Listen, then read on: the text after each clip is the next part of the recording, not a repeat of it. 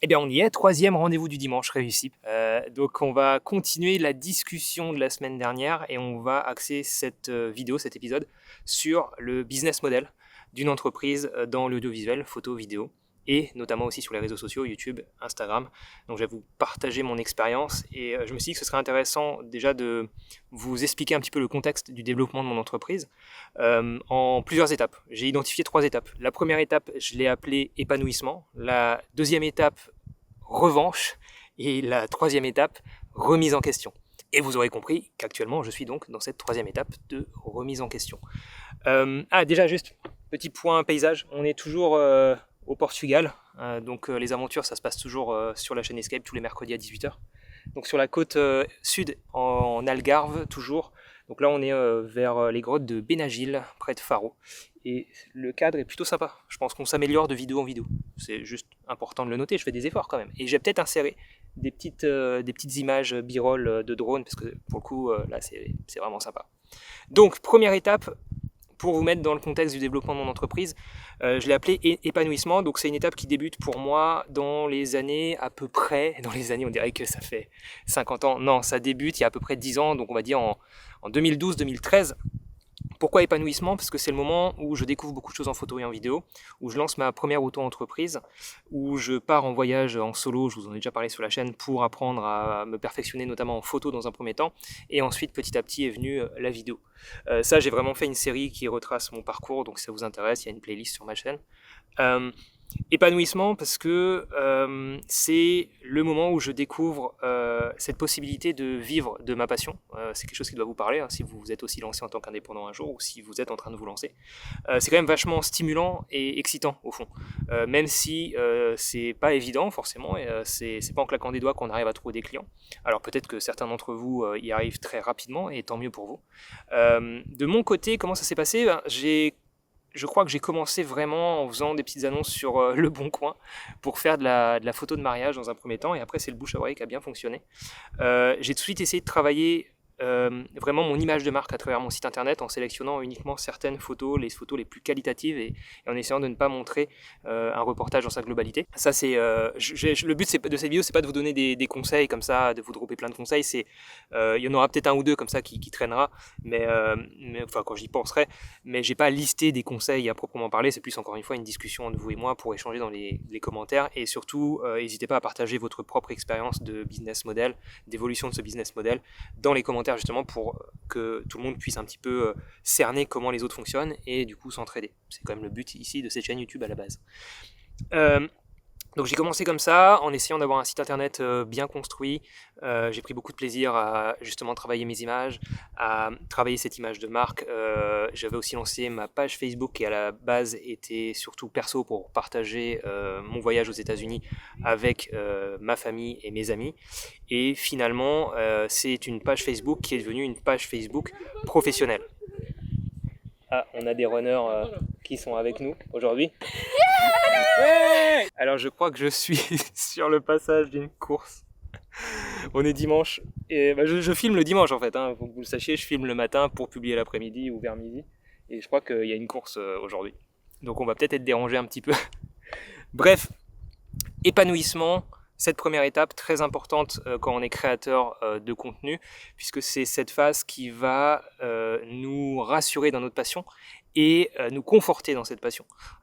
C'est vrai que quand on fait un petit peu de photos et un petit peu de vidéos, qu'on aime ça, qu'on aime bien ça, qu'on dit oh c'est cool, je suis pas trop mauvais, les gens aiment bien mon travail et puis même moi j'ai envie de progresser, arrive cette question à un moment donné où vous êtes dans votre lit ou sous votre douche et vous vous dites est-ce que j'en fais un métier ou pas? Est-ce que c'est intéressant ou pas d'en faire un métier? Est-ce que j'ai envie d'en faire un métier? De lâcher, enfin c'est pas de suite cette première réflexion de lâcher son boulot, parce que ça c'est une étape après, mais d'abord on va se poser cette question-là. Alors en ce qui me concerne, c'est arrivé progressivement puisque j'ai d'abord fait une pause au niveau de mon contrat pro à l'époque. Je suis revenu bosser dans la même entreprise pour économiser un peu plus et acheter du matos plus professionnel. Et ensuite, j'ai requitté cet emploi, donc j'ai fait étape par étape et je me suis servi de mon pôle emploi, tout simplement, pour lancer mon entreprise, mon auto-entreprise, avec une sécurité financière. C'est vrai que ça, c'est quand même un petit conseil que je peux vous donner, c'est quand même de bien vous sécuriser en termes de finances, soit partir avec un petit pécule de côté, je dirais au moins 10 000 euros pour assurer quand même pas mal de mois de sécurité. Et, ou alors avoir justement un pôle emploi qui compense ou d'autres revenus qui compensent. C'est quand même un de mes principaux conseils pour ceux qui voudraient se lancer. Mais encore une fois, dites-moi dans les commentaires, vous, si vous êtes professionnel, comment vous vous êtes lancé. Est-ce que vous y êtes allé d'un coup, vous avez tout quitté? Est-ce que vous y êtes allé par étapes? Est-ce que vous êtes servi de votre pôle emploi aussi? Vous avez négocié un mi-temps peut-être? Et peut-être qu'on pourra encore une fois s'entraider un peu dans les commentaires. Moi, je vous lis et je réponds pas forcément dans les commentaires, mais j'essaie de répondre dans la vidéo d'après, ou alors petit à petit à travers mes différents contenus. Et puis il y a beaucoup de choses qui se passent aussi sur la page Facebook l'Atelier des créateurs. Donc voilà, c'est plus entre vous, parce que moi j'ai pas la science infuse, donc le but c'est quand même que vous tous vous partagiez vos connaissances aussi dans les commentaires à différents endroits dans la commune.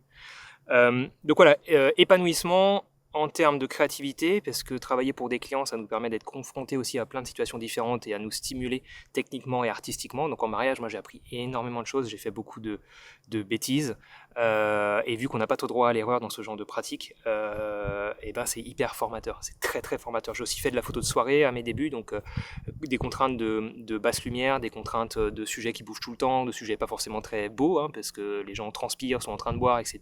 Il y a des poses ou des attitudes qui sont pas forcément très photogéniques, donc et des lumières vraiment, des lasers dans la gueule, des flashs dans la gueule, enfin bref, c'est très formateur la photo de soirée et la photo de mariage pour ça.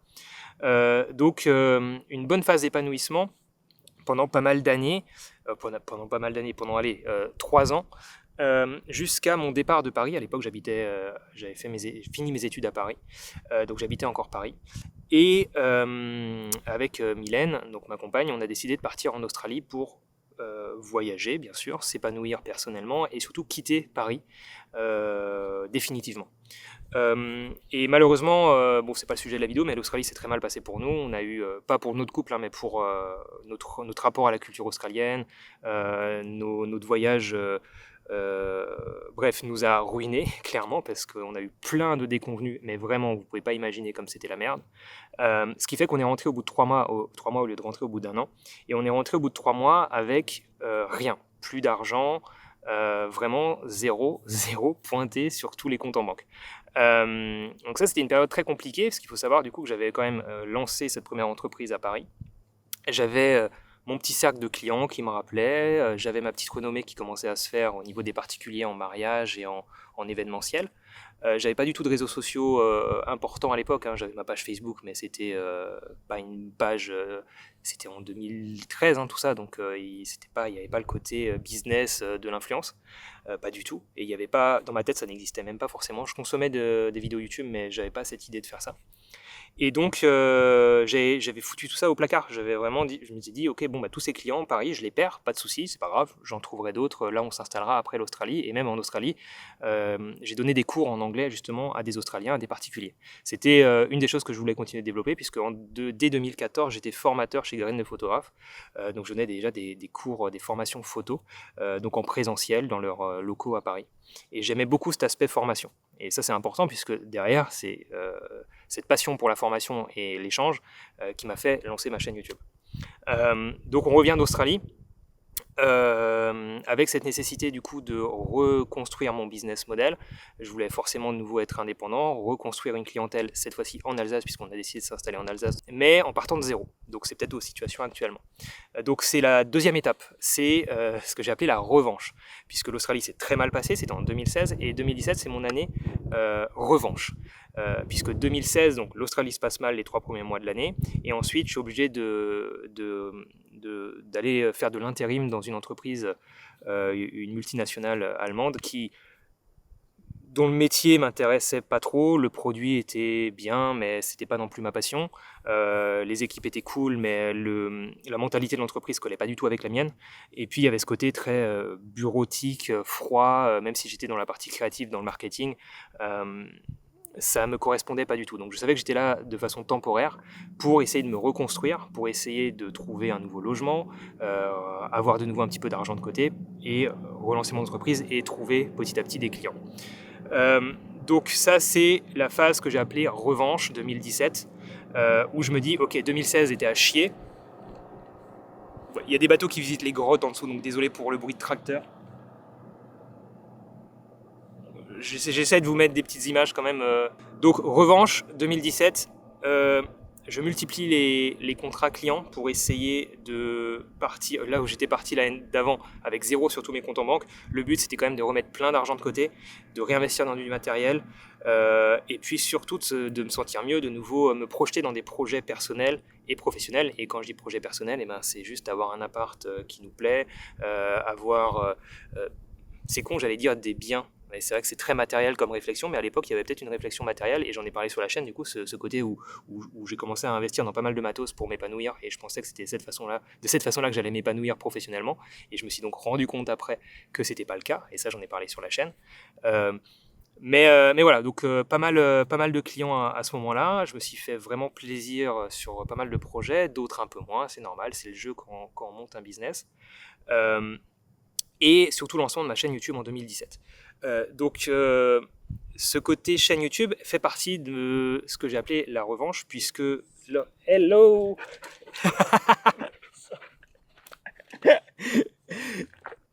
Et ben voilà, vous l'avez vu, je ne sais pas si vous avez vu, mais il y a un chien qui vient de passer.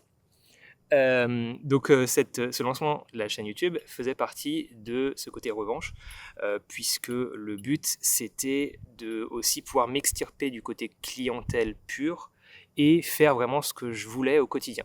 Moi j'ai un gros problème de base, c'est que j'ai quitté le monde du salariat pour pas avoir de patron, et quand je suis devenu indépendant, je voulais pas de clients.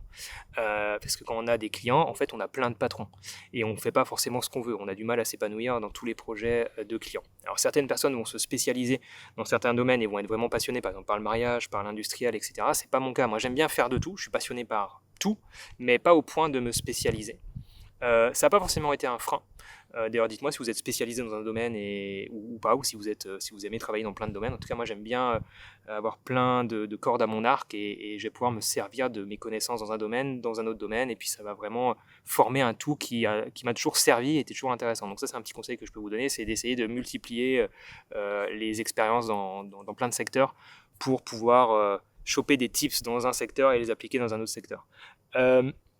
Mais voilà, tout ça pour dire que je voulais à ce moment-là de nouveau avoir ce plaisir de me lever le matin et faire ce que je voulais tout au long de la journée, au jour le jour, changer le lendemain, etc., sans trop me soucier de la partie revenu, en me disant ok, la partie revenu, en faisant ce que je veux au quotidien, fonctionne aussi.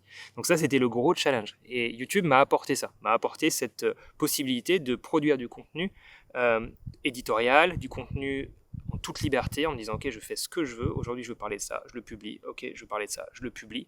Je veux apprendre ça aux gens par rapport à mon expérience, je le publie, ça va à la fois bénéficier aux gens et à ce côté formateur en moi qui est satisfait, et en même temps ça va me générer un petit peu de revenus. Donc 2017, ça me générait vraiment pas beaucoup de revenus, ma chaîne YouTube, mais à partir, j'ai lancé la chaîne sérieusement en tout cas, parce qu'elle date d'avant la chaîne, mais sérieusement en janvier-février 2017, et dès le mois de juillet quand même, donc allez, peut-être 6 mois après, je crois qu'en cumulant revenus YouTube, bon ça on l'a vu dans la vidéo précédente, c'est assez ridicule les revenus publicitaires, mais l'affiliation, parce que j'avais pas trop de partenariats la première année puisque j'avais pas beaucoup d'abonnés, mais avec l'affiliation, je pense que j'avais réussi à tirer en juillet 700 € sur le mois de juillet de chiffre d'affaires, donc c'est pas énorme, mais ça commençait à ressembler à un business qui pouvait prendre forme de façon rentable.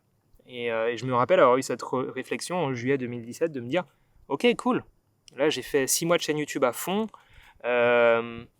j'ai essayé de mettre en place ce business model de rêve où tous les matins je me lève et je fais ce que je veux et ça fonctionne.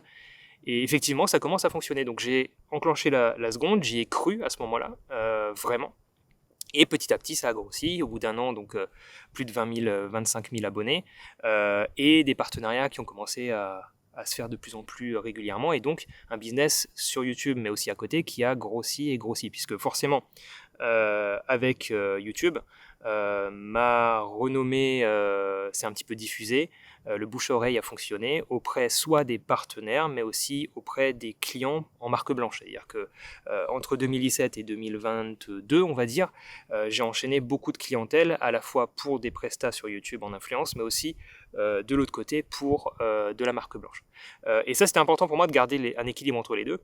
À peu près 50% marque blanche, 50% YouTube, puisque je voulais pas donner cette impression de vous apprendre des choses, vous parler d'un métier, de la photo, de la vidéo, alors que de mon côté, je n'ai plus de clients, je ne fais plus ça de façon professionnelle. Je trouvais ça pas très cohérent et pas très honnête de juste faire du YouTube ou juste faire de la formation en ligne, alors que j'ai pas de clients à côté. J'étais pas à l'aise avec ça.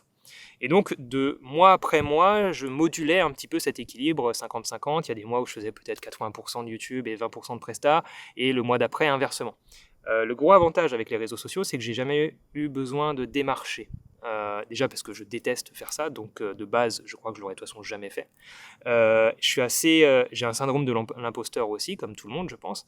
Ce qui fait que j'ai du mal à aller chez un client et dire ouais, regardez, choisissez-moi plutôt que l'autre, regardez, je suis meilleur, etc. Même si je sais que c'est pas ça à démarcher, hein. C'est pas dire ça à démarcher. Mais bref, moi il y a un truc, je suis pas à l'aise avec ça.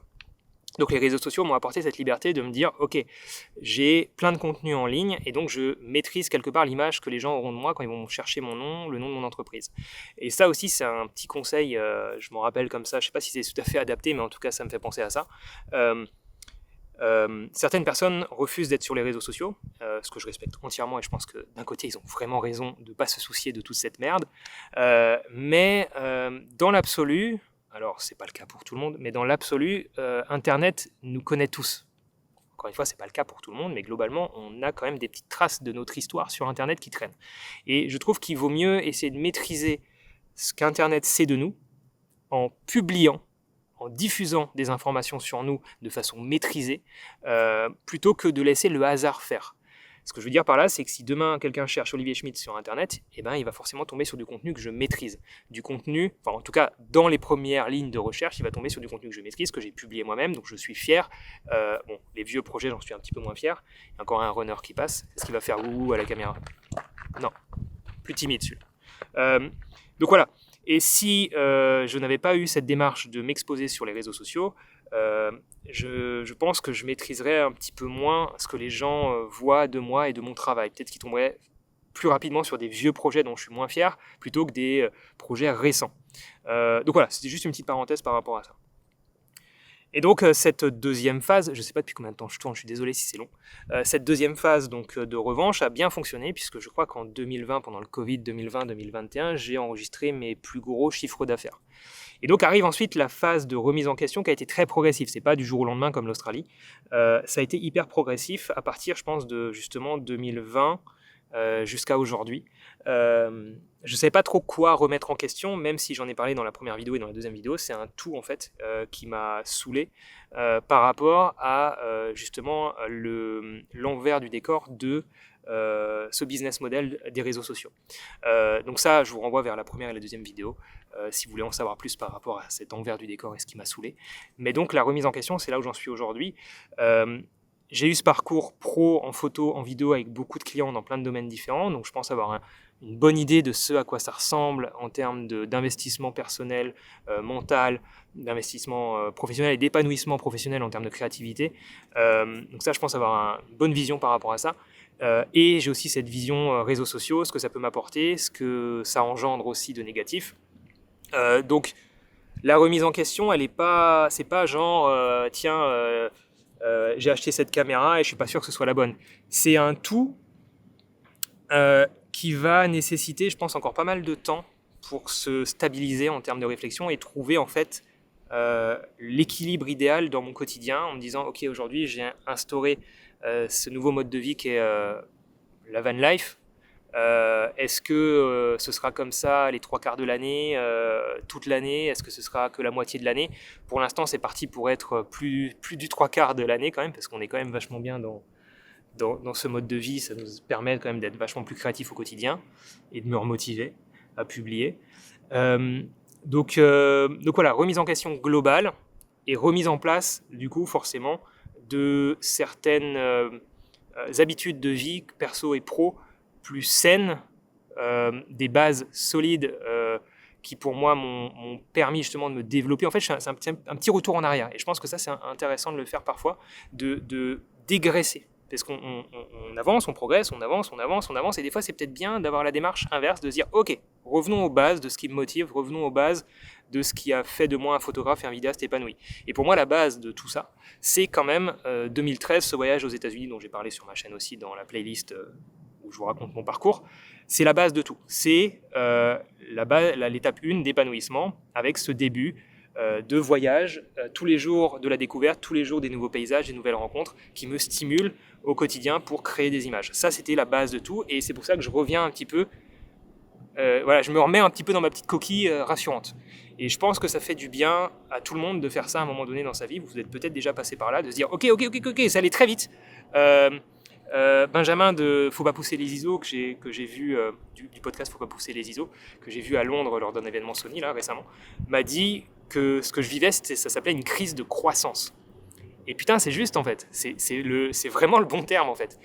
J'ai eu une croissance très rapide sur YouTube, très rapide en termes de business entre 2017 et 2020, on va dire 2021.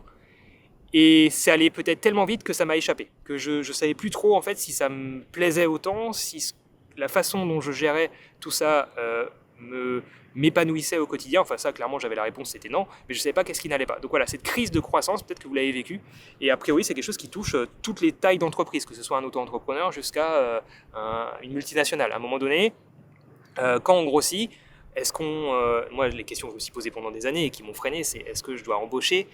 J'ai essayé de m'entourer plusieurs fois d'indépendants, mais je ne suis pas forcément un bon manager, je ne sais pas forcément comment diriger une équipe, j'ai jamais appris ça et ça s'apprend. Et est-ce que c'est vraiment ça que j'ai envie de faire ?